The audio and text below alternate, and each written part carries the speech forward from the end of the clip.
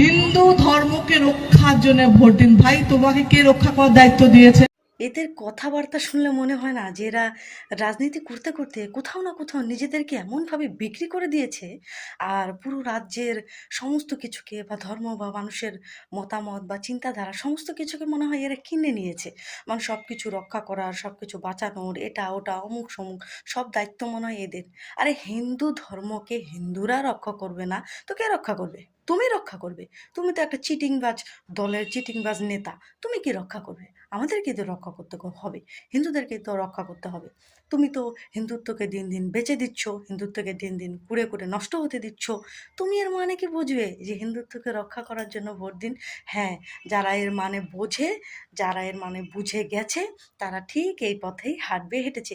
এদেরকে সত্যি আমরা ভাবতে গেলে অবাক লাগে যে একটা সময় এদেরকে ভালোবাসতাম, একটা সময় এদেরকে মানে কি বলবো কোন জায়গায় ছিল এরা, আর আজকে কোথায় নেমে গেছে, জঘন্য।